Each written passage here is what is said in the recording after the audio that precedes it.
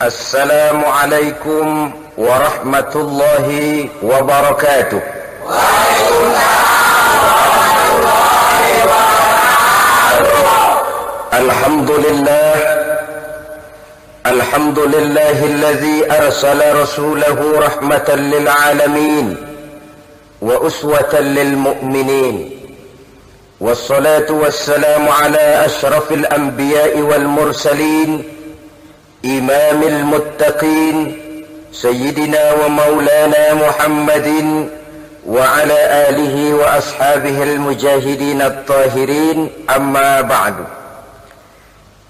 Saudara-saudara kaum muslimin rahimakumullah, belum pernah tercatat dalam sejarah, baik sebelum maupun sesudahnya, bahwa satu perubahan besar telah dilaksanakan hanya dalam waktu relatif singkat, tidak lebih dari masa 23 tahun lamanya.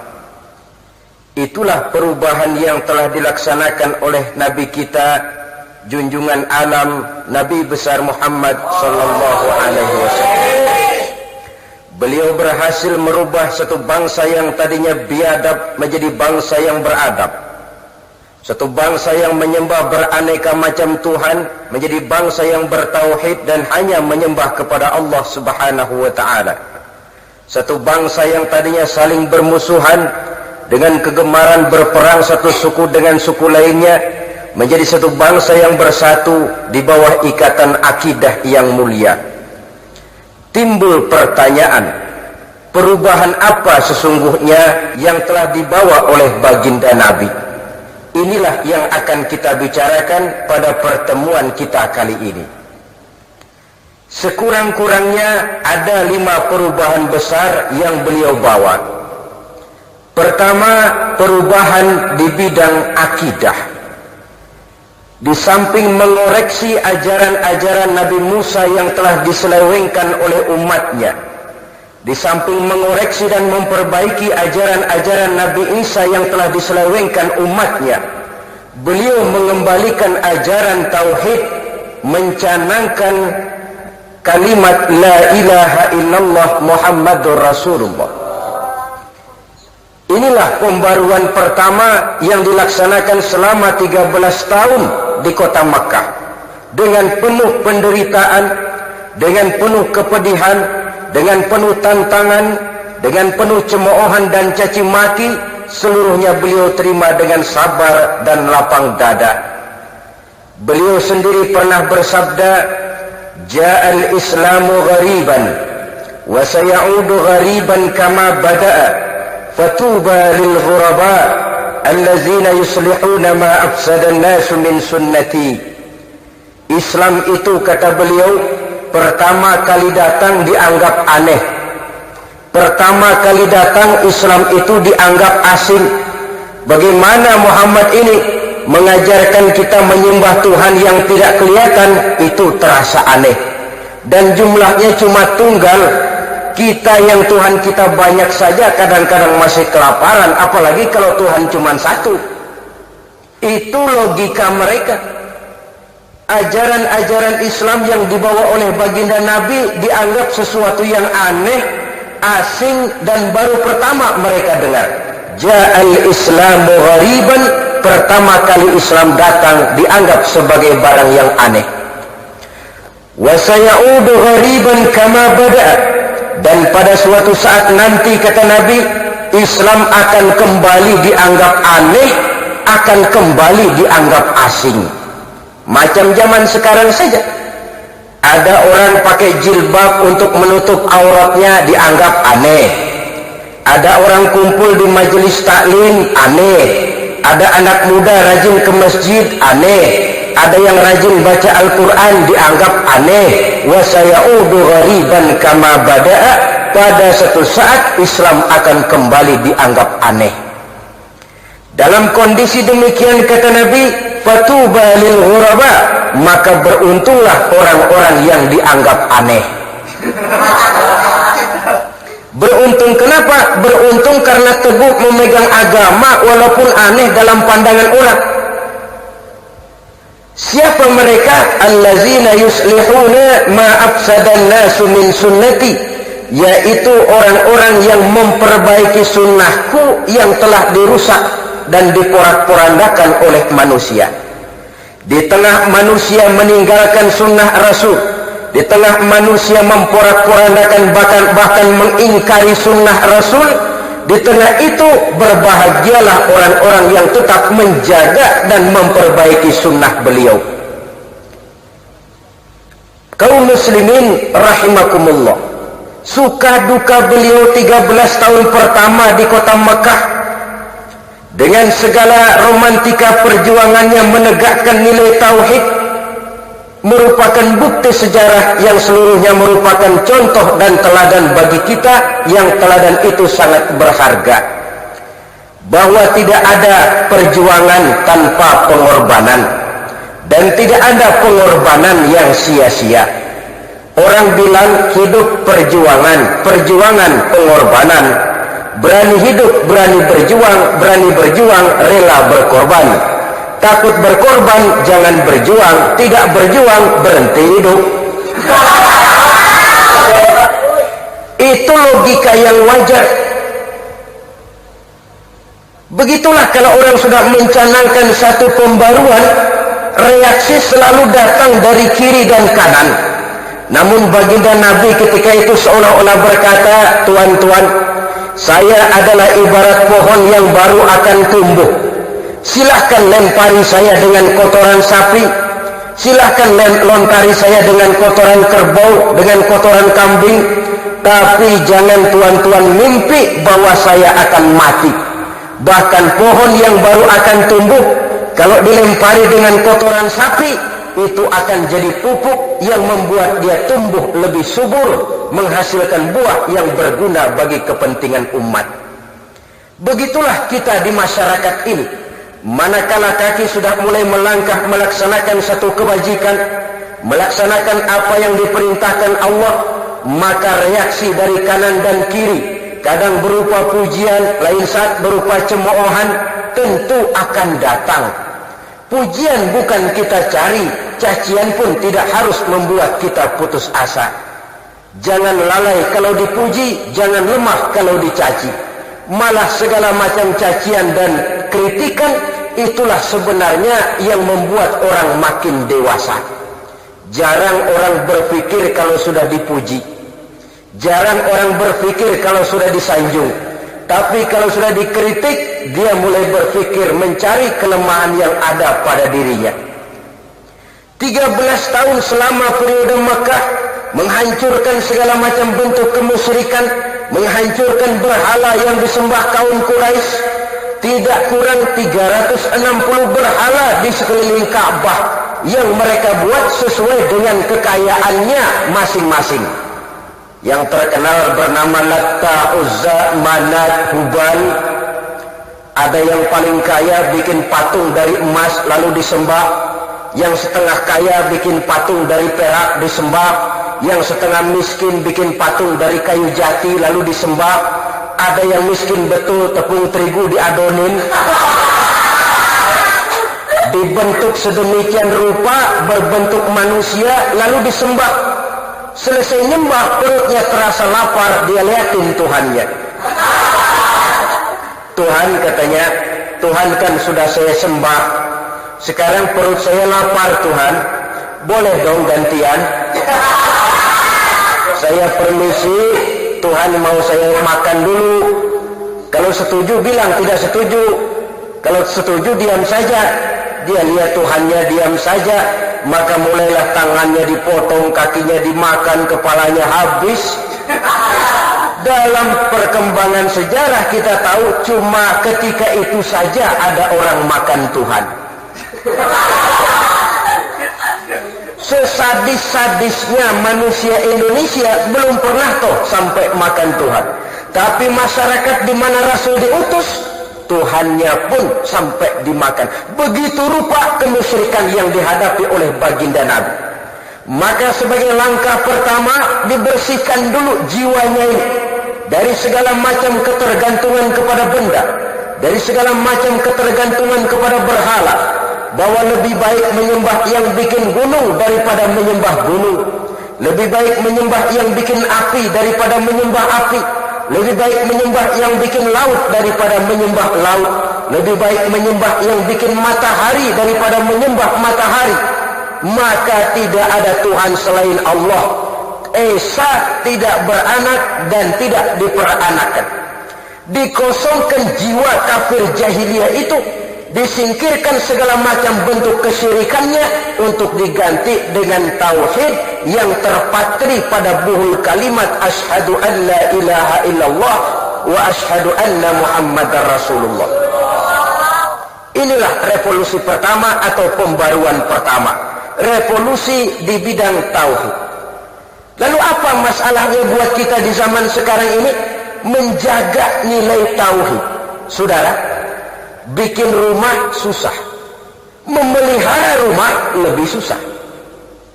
Beli mobil mahal, memelihara mobil lebih mahal. Melangsungkan pernikahan mahal, memelihara pernikahan lebih mahal.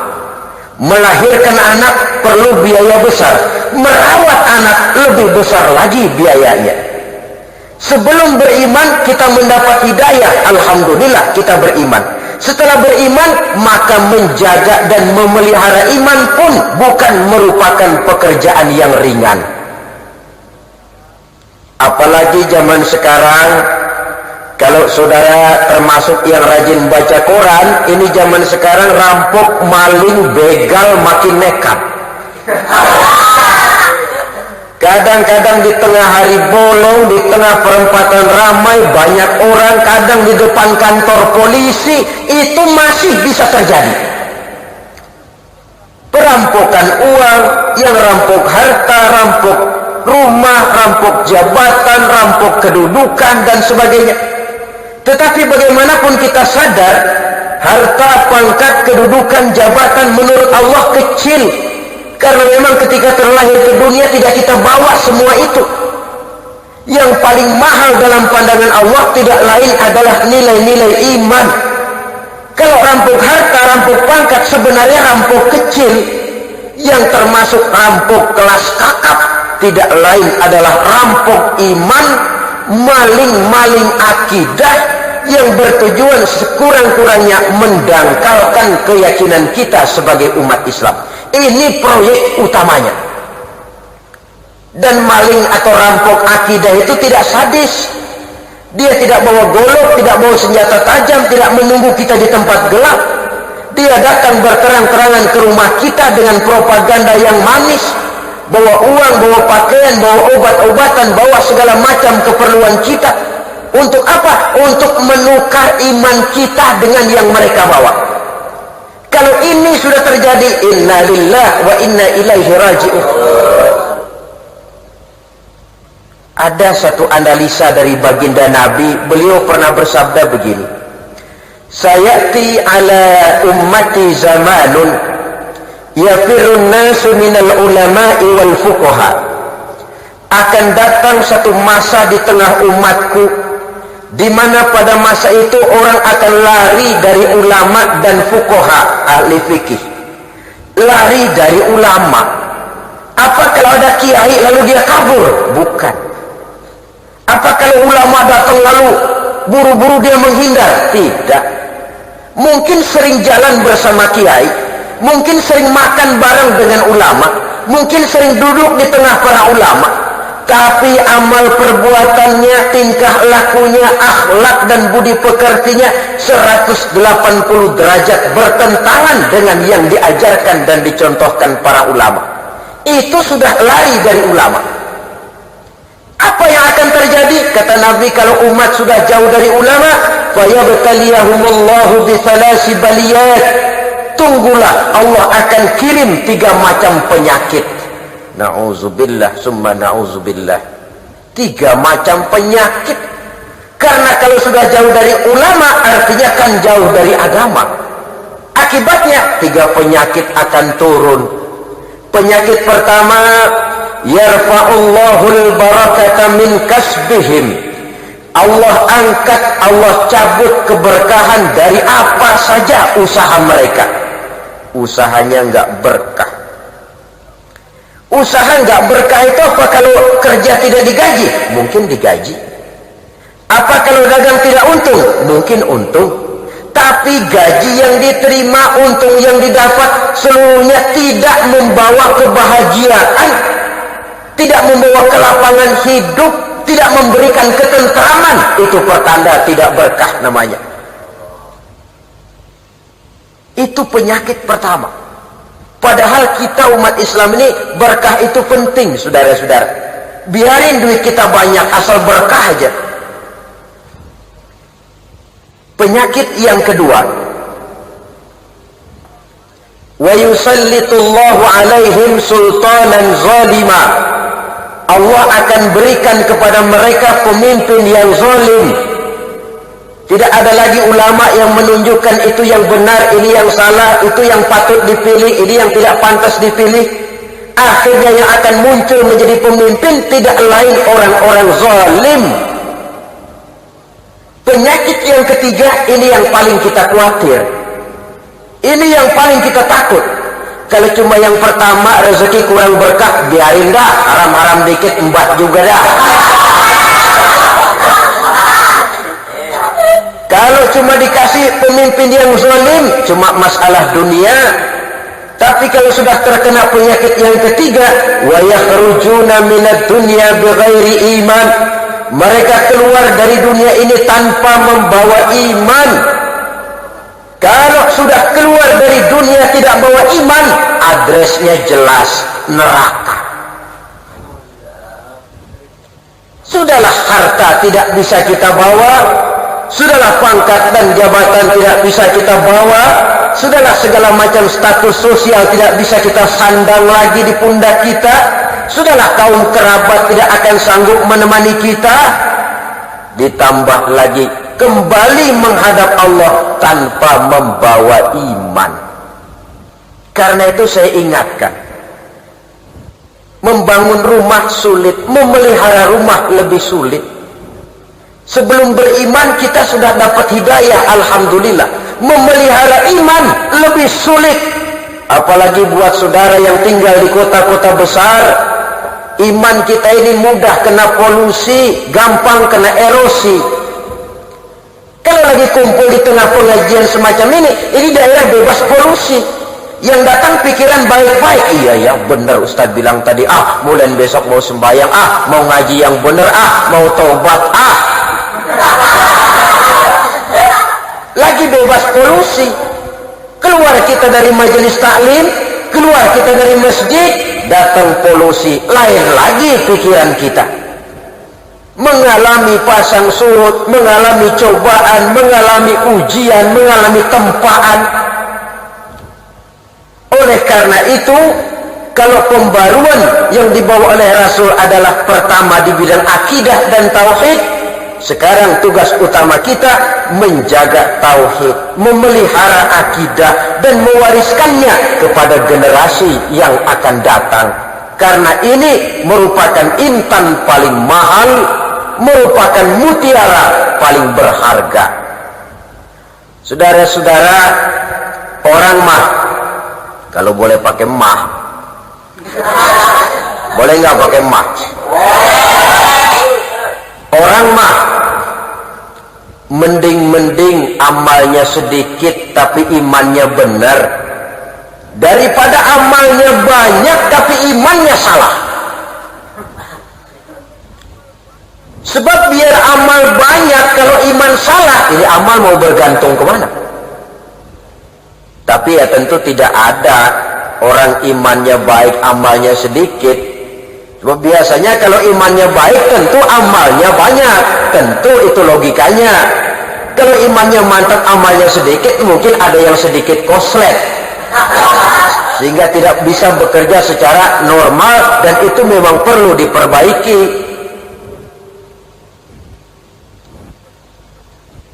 Nah, kemudian masalahnya, bagaimana kita memelihara iman ini caranya? Pertama, memakmurkan majelis taklim, saudara. Majelis taklim. Kalau teman saya bilang malah majelis taklim. Saya bilang, kenapa taklim? Tempat kita dibentak-bentak orang alim kesini. Saya pikir betul juga, sebab kita kalau kurang-kurang dibentak sama orang alim sering lupaan. Tempat untuk bengkel reparasi iman, majelis-majelis taklim, pengajian-pengajian. Yang kedua, jangan jauh dari ulama, saudara-saudara. Sebab ulama adalah warasatul anbiya, ahli waris daripada nabi. Ulama yang masih teguh memegang warisan itu yang perlu kita ikuti dan kita dekati. Yang ketiga, memperbanyak kalimat tahlil, sebab nabi ada pesan, jadidu imanakum bila ilaha illallah. Perbaharuilah iman kamu dengan banyak-banyak mengucapkan tahlil, yaitu kalimat la ilaha illallah. Saudara hadirin yang saya hormati, ini pembaruan yang pertama di bidang akidah, sehingga menjadilah bangsa Arab ketika itu bangsa yang bertauhid, yang dimulai dari pembangunan jiwanya. Jiwa tauhid dibangun. Kalau ini sudah mantap, kalau ini sudah jadi motivasi, maka perjuangan ke sana tentu akan terlihat dalam sejarah nanti. Ketika harus maju ke medan perang, berangkat. Ketika harus hijrah ke Madinah, hijrah. Ketika harus hijrah ke Ethiopia, hijrah. Ketika harus mengorbankan harta benda, keluarkan harta benda. Kenapa? Sebelumnya sudah dibangun jiwanya lebih dahulu. Sebab itu teori mens sana in corpore sano. Akal yang sehat terdapat pada badan yang sehat. Zaman sekarang sudah tidak tepat lagi. Belum tentu kalau badan sehat, akalnya sehat. Buktinya apa? Maling sekarang badannya seger-seger.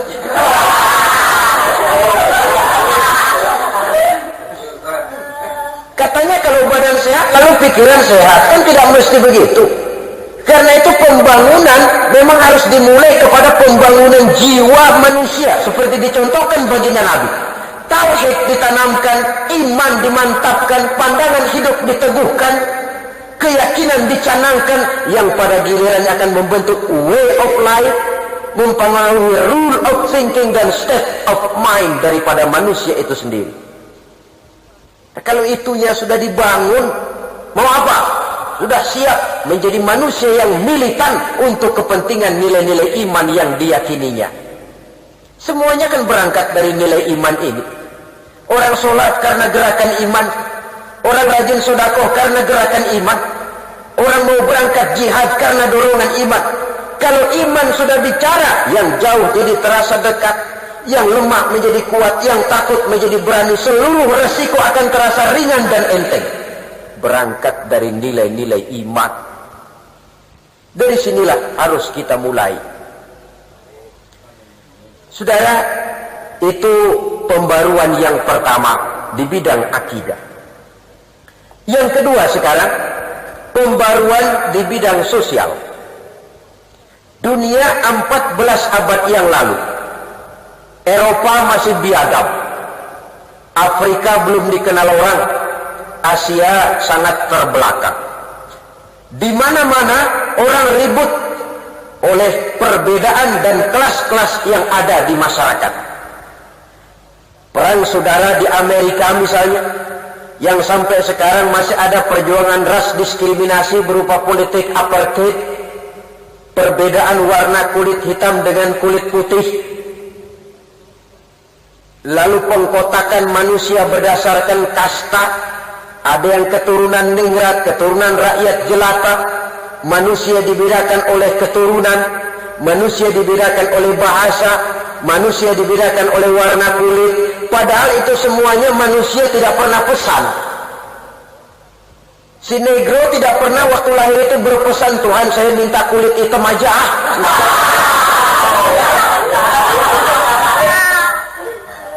Kita semua terlahir dalam kondisi terima beres.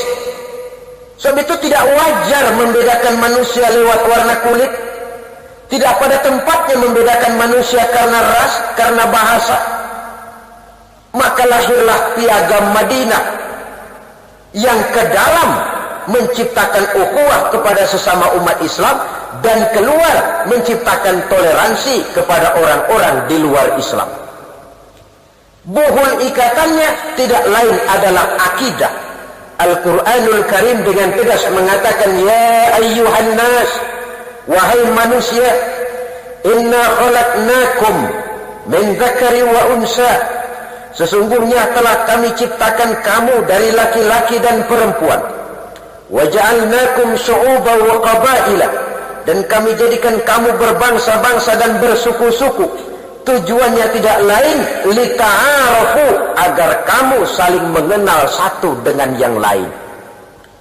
Nilai persaudaraan macam ini, saudara, maaf, akan sangat terasa kalau saudara sudah berkesempatan melaksanakan ibadah haji ketika wukuf di padang Arafah. Terbungkus dengan pakaian yang sama, berkumpul di tempat yang sama, menyembah Allah Tuhan yang sama, mengikuti manakib Nabi yang sama, mengikuti manasik Nabi yang sama, membaca bacaan yang sama.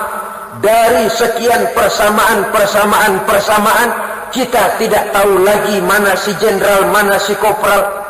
Kita tidak kenal lagi mana yang intelek, mana yang awam. Kita tidak tahu lagi mana yang kaya, mana yang miskin. Yang kita tahu seluruhnya muslim, berbaur dalam satu persaudaraan yang sangat indah sekali. Itulah sebabnya Islam mengajarkan orang cinta kepada guru bagus, tapi fanatik kepada guru jangan. Cinta kepada suku wajar, fanatik kepada suku salah. Satu-satunya fanatik yang boleh cuma fanatik kepada agama, dalam arti berpegang teguh kepada agama. Sebab hanya dengan pola itu umat Islam akan konsekuen memegang teguh agamanya. Jadi saudara cinta suku silakan saja, tapi jangan fanatik kepada suku. Saudara cinta kepada guru bagus, tapi jangan fanatik kepada guru. Sehingga dengan demikian kita bisa menempatkan halnya secara wajar, menerima kebenaran tanpa melihat yang ngomong kulit hitam, kulit putih, kulit bule. Terimalah kebenaran walaupun keluar dari seorang budak hitam legam sekalipun. Istilah saya, biar keluar dari dubur ayam kalau memang telur ambil, tapi biar keluar dari dubur bangsawan kalau memang kuning lari.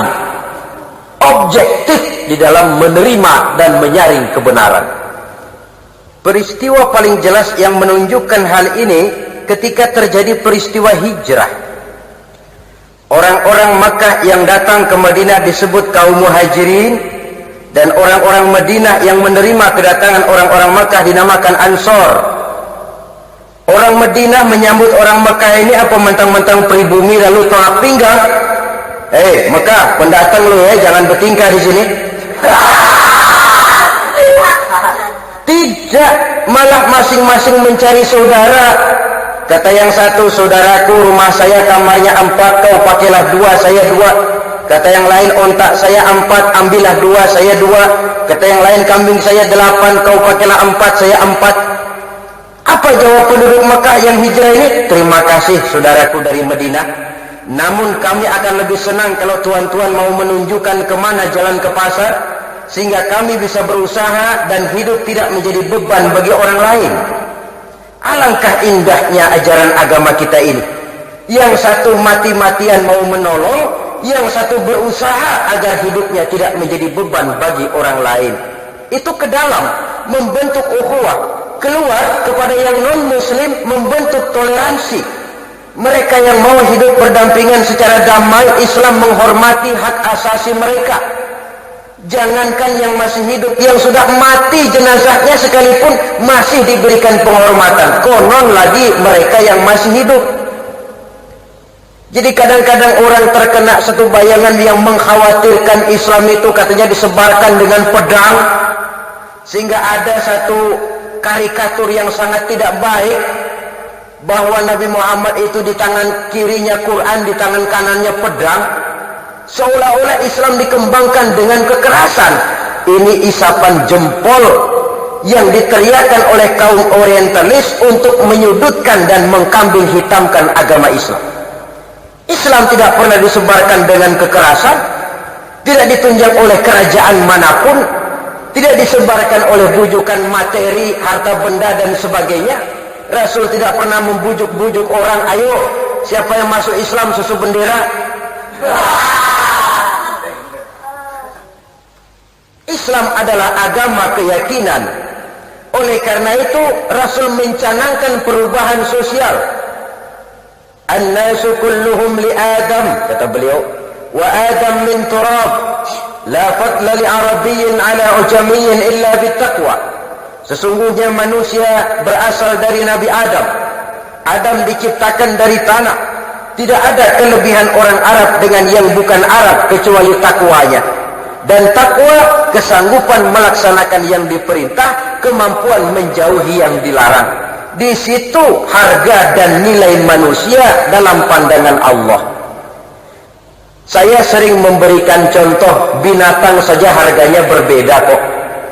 Kerbau yang paling mahal, yang badannya paling gemuk. Betul apa betul? Tapi harga seekor kerbau kadang-kadang kalah oleh harga burung perkutut. Ada perkutut lebih mahal dari kerbau. Kenapa? Karena harganya terletak pada suaranya. Lalu di mana harga manusia yang paling gemuk? Bukan. Yang suaranya paling merdu. Islam adalah agama keyakinan. Oleh karena itu Rasul mencanangkan perubahan sosial. An-nasu kulluhum li Adam, kata beliau, wa Adam min turab, la fadla li arabiyyin ala ujamiyyin illa bittaqwa. Sesungguhnya manusia berasal dari Nabi Adam. Adam diciptakan dari tanah. Tidak ada kelebihan orang Arab dengan yang bukan Arab kecuali takwanya. Dan takwa kesanggupan melaksanakan yang diperintah, kemampuan menjauhi yang dilarang. Di situ harga dan nilai manusia dalam pandangan Allah. Saya sering memberikan contoh, binatang saja harganya berbeda kok. Kerbau yang paling mahal, yang badannya paling gemuk. Betul apa betul?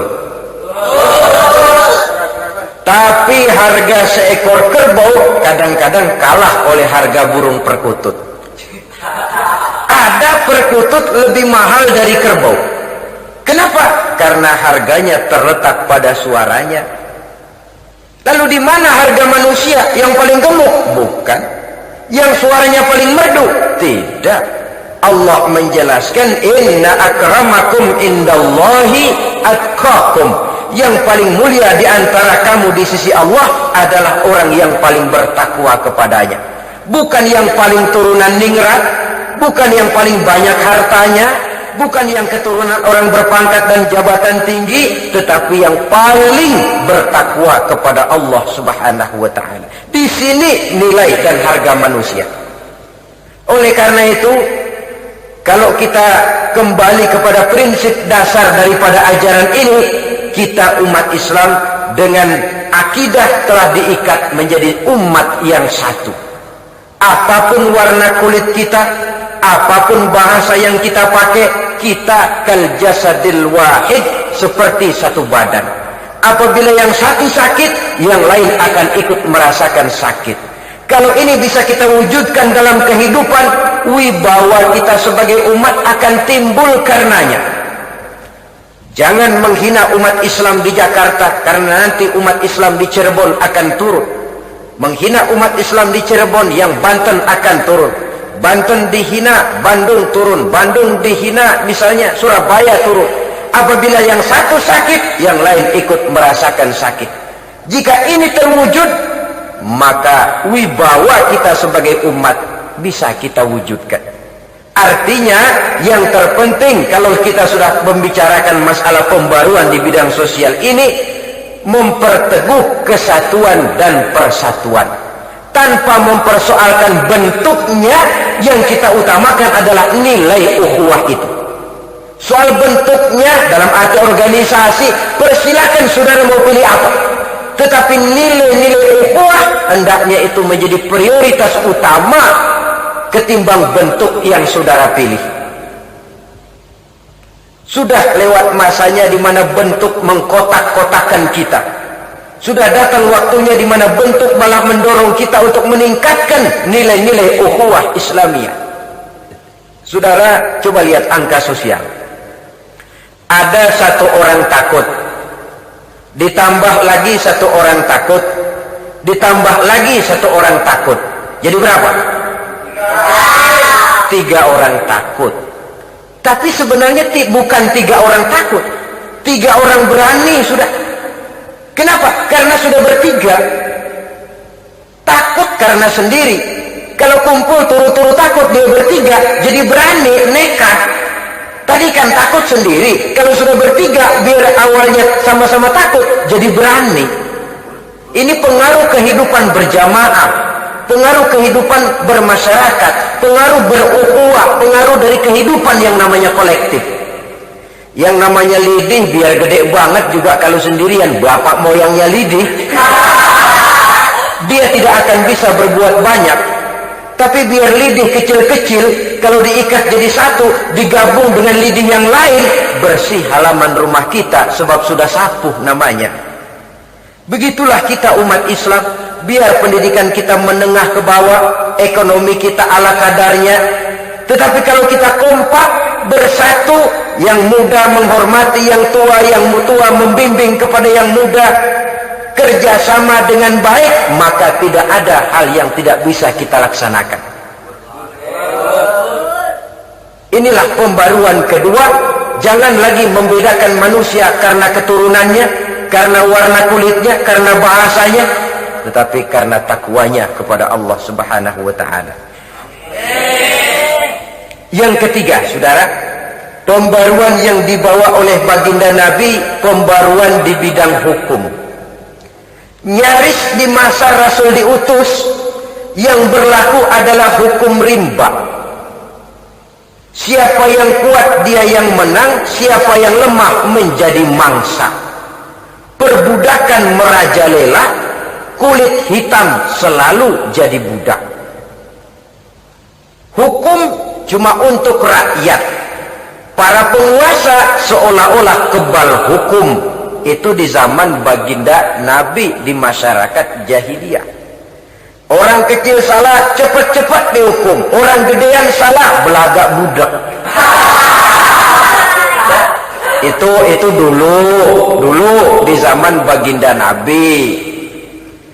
Datang beliau mencanangkan pembaruan di bidang hukum dengan prinsip al-musawat bainan nas fi takalifil ahkam. Semua manusia sama kalau sudah berhadapan dengan hukum Allah. Satu contoh, ketika Imam Ali karramallahu wajhah menjadi khalifah, pernah beliau dalam satu pertempuran kehilangan baju besi. Hilang tidak karuan, kemana perginya? Lama hilang, sampai beliau menjadi khalifah, Amirul Mukminin, presiden lah kalau zaman sekarang. Ketika beliau sedang mengadakan kunjungan ke satu kampung, beliau lihat baju besinya yang hilang ada di rumah orang Yahudi. Tandanya persis, data-datanya sama, dan memang baju beliau. Mestinya kan kalau mau sewenang-wenang, pemimpin ini ngadepin rakyat, sikat aja. Ini dulu baju saya ini. Hari sini, saya kan pemimpin. Apa begitu Imam Ali? Tidak. Prosedur. Kemana beliau pergi? Ngadu ke pengadilan. Allahu Akbar. Seorang pemimpin besar, presiden, lapor ke pengadilan. Mau ngadu, Pak? Ada apa Ali? Hakim tidak tanya ada apa, khalifah tidak. Karena terdakwa sama dalam berhadapan dengan hukum. Ada apa Ali? Saya dalam satu pertempuran kehilangan baju besi. Lalu baju besi saya yang hilang itu ternyata ada di rumah orang Yahudi. Jelas bukan orang Islam itu. Dipanggil si Yahudi. Baju besi yang ada di rumahmu menurut pengakuan Ali adalah milik dia. Kata Yahudi, mana bisa? Apa ada buktinya? Saya ngambil. Siapa yang lihat? Siapa saksinya? Ali, kamu punya saksi? Tidak punya. Kalau begitu kamu kalah, Ali. Baju besi itu milik Yahudi. Seorang pemimpin dikalahkan oleh pengadilan. Justru pengadilan Islam lagi, Yahudi yang dimenangkan. Sampai keluar dari pengadilan, si Yahudi bilang, Ali, begitu pengadilan Islam. Iya, kalau begitu terjamin benar hukum. Terjamin. Kamu nggak kesel, Ali? Kenapa mesti kesal kalau itu memang sudah keputusan pengadilan? Sebenarnya yang di rumah saya itu memang baju kamu, Ali. Lalu sekarang ambil aja dah, ambil. Saya pulangin, nggak usah, kata Imam Ali. Pengadilan sudah memutuskan itu milik kamu, ambil saja. Tidak mau saya kembalikan. Dan bukan cuma sekedar ingin saya kembalikan, Ali. Saya ingin masuk Islam.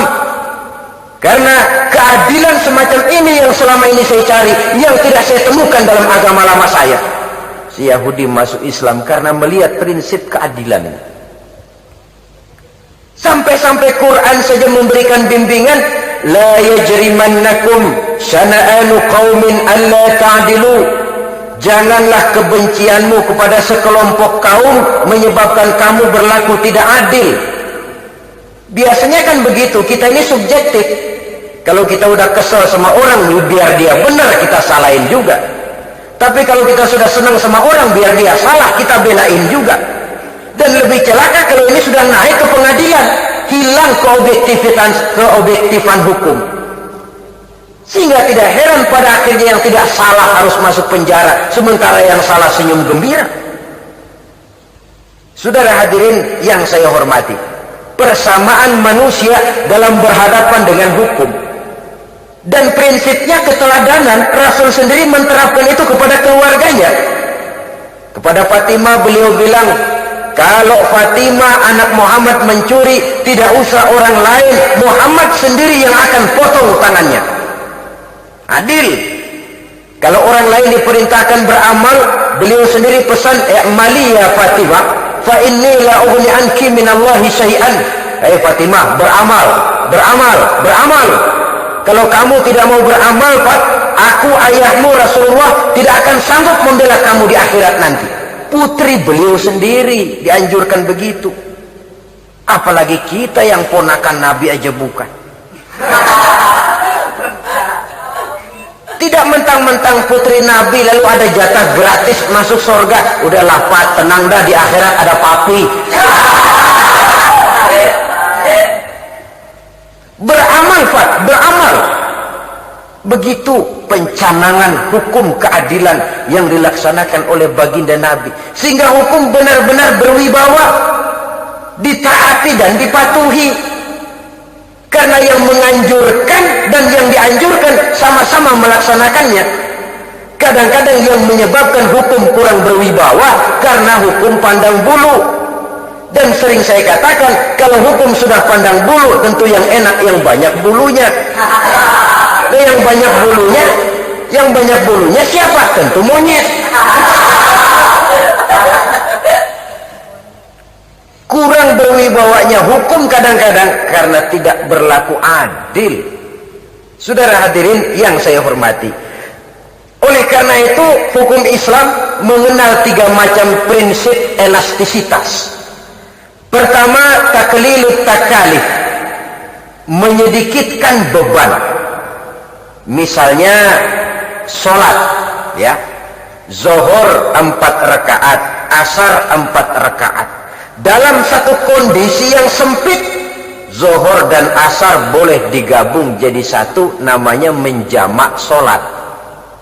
Berubah hukum karena keadaan. Andai kata masih lebih sempit lagi waktunya, boleh dengan mengqashar sholat. Zuhurnya 2, asarnya 2, dikerjakan secara jamak. Dalam bepergian jauh orang boleh tidak berpuasa. Taklilut takalif, menyedikitkan beban.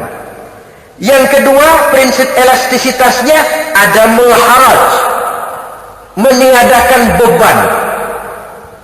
Sholat wajib berdiri kalau sanggup. Tidak bisa berdiri sambil duduk. Tidak bisa duduk berbaring. Berbaring tidak sanggup, sholat pakai isyarat.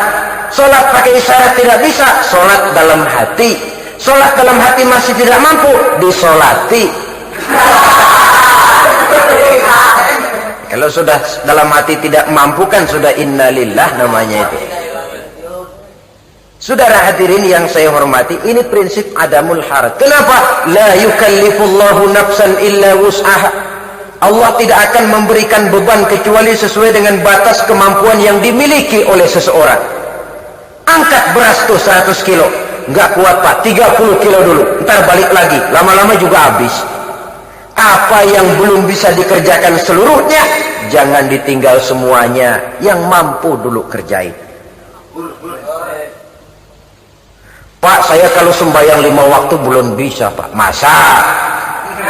Masa di antara 5 waktu nggak bisa semua, cari yang bisa dulu dah.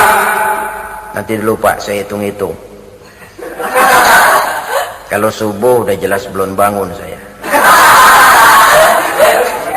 Zohor baru pulang sekolah panas. Asar latihan poli. Maghrib bisa Pak, maghrib bisa. Iya dah, maghrib aja dulu incer dah.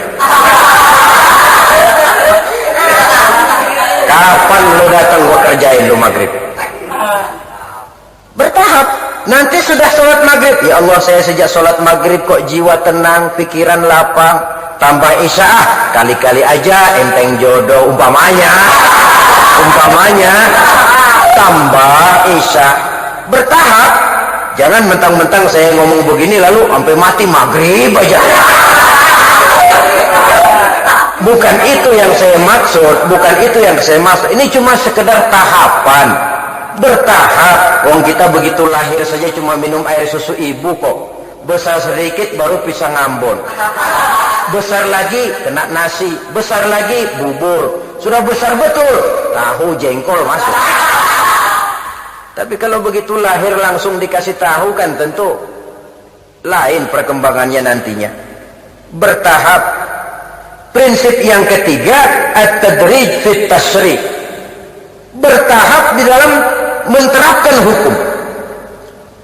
Ingat peristiwa bagaimana Al-Quran mengharamkan arak. Tidak sekaligus. Mula-mula cuma mengatakan yas'alunaka 'anil khamri wal maisir qul fihima ismun kabirun wa manafi'un linnas. Arak itu ada gunanya dan ada bahayanya, tapi bahayanya lebih besar daripada gunanya. Belum diharamkan, baru diberikan gambaran bahwa manfaatnya ada, tapi bahayanya lebih besar daripada manfaatnya. Buat apa nyari jarum kalau kampak hilang? Mulai agak menjauh. Setelah mulai agak menjauh, turun peringatan kedua. La taqrabus salata wa antum sukara. Jangan dekati solat kalau kamu mabuk. Sehari semalam solat 5 kali. 5 kali mereka harus berjaga jangan sampai mabuk. Makin jauh. Ketika dirasakan sudah kuat betul, baru turun ayat innamal khamru wal maisir dan selanjutnya rijsun min amali syaitan fajtanibuh. Arak itu najis, kotor, perbuatan setan, jauhi kalau kamu mau jadi orang yang beruntung. Berhentinya nggak kaget. Kenapa? Sebelumnya udah dikasih sen lebih dulu. Coba kalau dikerasin, meletak, haram. Orang Arab bilang apaan yang gue demen banget diharamin. Ini namanya at-tadrij fit tasyri', bertahap di dalam menerapkan watak daripada hukum. Saudara hadirin yang saya hormati, begitulah prinsip hukum di dalam Islam, keadilan di dalam Islam, sehingga revolusi di bidang hukum ini memberantas hukum rimba yang berlaku di kalangan masyarakat Quraisy, menegakkan hukum berdasarkan kitabullah Al-Quran dan sunnah Rasulullah Sallallahu Alaihi Wasallam. Itu pembaruan yang ketiga di bidang hukum. Yang keempat yang dibawa oleh baginda Nabi, pembaruan di bidang ilmu dan peradaban. Ayat yang pertama turun saja sudah menjadi lambang, saudara. Iqra bismi rabbikal ladzi khalaq. Iqra. Jauh sebelum orang punya program PBH, pemberantasan buta huruf, ayat yang pertama turun saja sudah Iqra bacalah. Ini kan artinya umat Islam tidak boleh menjadi orang yang buta huruf. Dia harus pandai membaca, karena dengan membaca banyak manfaat. Ilmu tambah, bahasa makin baik, nuansa pandangan makin luas. Bacalah alam ini, bacalah Al-Quran, bacalah buku-buku ilmiah. Membaca ayat yang pertama kali turun, walaupun itu dikhitab kepada baginda Nabi, tapi kan juga ditujukan kepada kita semua. Jangan menjadi umat yang terbelakang, baca saja nggak bisa. Kalau perlu pelajari bahasa orang lain. Kata Imam Ali, man alima lughata qaumin salima min makrihim. Siapa yang mengerti bahasa suatu kaum, dia akan selamat dari tipuan kaum itu. Ngerti bahasa Belanda, insya Allah nggak ditipu Belanda, kan begitu. Ngerti bahasa Jerman, nggak bakalan dibohongin Jerman. Tidak ada ruginya.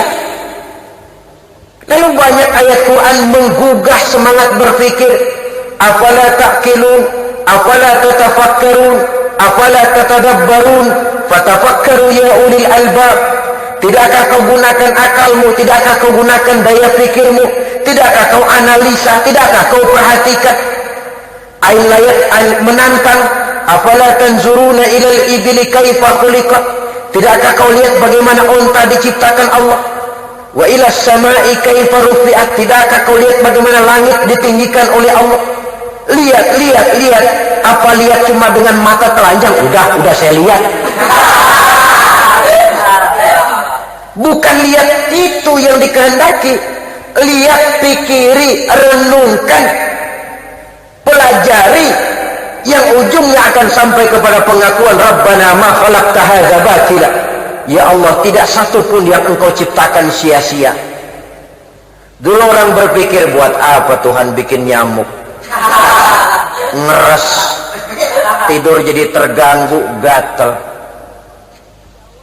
Allah sendiri jawab, innallaha la yastahyi ayyadriba masalan ma ba'udatan fama fawqaha. Allah enggak malu bikin perumpamaan seperti nyamuk atau yang lebih kecil dari itu.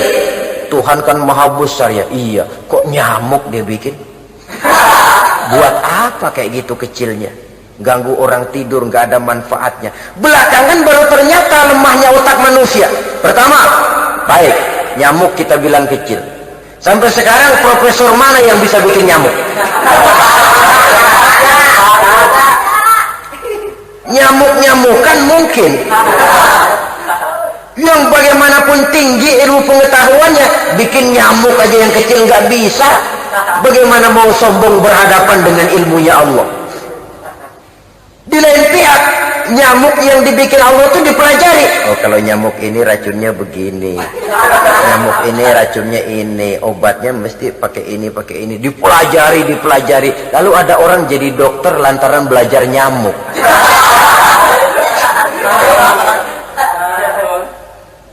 Yang lain berpikir, ini bagaimana cara ngusirnya nyamuk ini? Dirikan pabrik obat nyamuk. Lalu jadi ada orang pengusaha. Lantaran apa? Nyamuk, saudara-saudara. Ma khalaqta hadza batila. Tidak satu pun yang diciptakan Allah sia-sia. Cuma kita saja barangkali yang belum sanggup membuka tabir rahasia dan hikmah di belakang itu. Bagaimanapun kecilnya menurut pandangan kita, tidak satu pun yang diciptakan Allah itu sia-sia. Maka Quran membuka pintu seluas-luasnya bagi umat Islam untuk menimba ilmu pengetahuan yang sebanyak-banyaknya.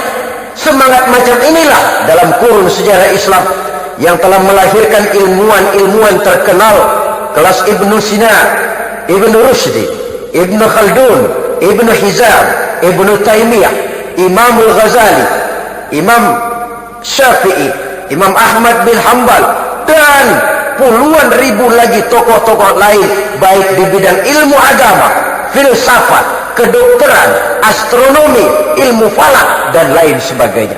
Dikala umat Islam tidak membeda-bedakan ilmu, oh ini ilmu agama, oh ini ilmu umum, tidak. Pokoknya ilmu boleh rakus. Kata Nabi, la hasada illa fisnataini. Tidak boleh iri hati kecuali kepada dua macam manusia. ada dua manusia yang boleh kita iri. Pertama, orang kaya yang mempergunakan hartanya di jalan Allah. Itu boleh ngiri. Ngirinya bagaimana? Gua juga kalau kaya pengen begitu. Itu kan ngiri namanya. Kaya harta banyak tapi rajin sedekah, membantu pembangunan masjid, membantu pembangunan pesantren, memakmurkan majelis taklim, menyantuni yatim piatu. Orang kaya macam itu boleh kita iri. Bukan iri lalu dendam sama dia, bukan. Tapi irinya kalau saya kaya, saya pun ingin begitu. Yang kedua, orang alim yang mengamalkan ilmunya boleh ngiri, dalam arti saya pun kepengen jadi orang alim dan mengamalkan ilmunya. Bukan orangnya yang diiriin, sifatnya. So kalau orang yang diiriin nanti nyari lantaran.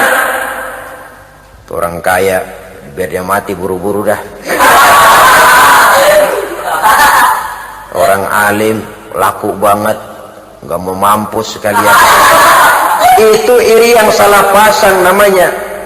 Dalam hal ilmu memang kita harus rakus. Boleh rakus kepada segala macam ilmu. Sehingga tiap makin tambah ilmu, makin terasa kebodohan kita.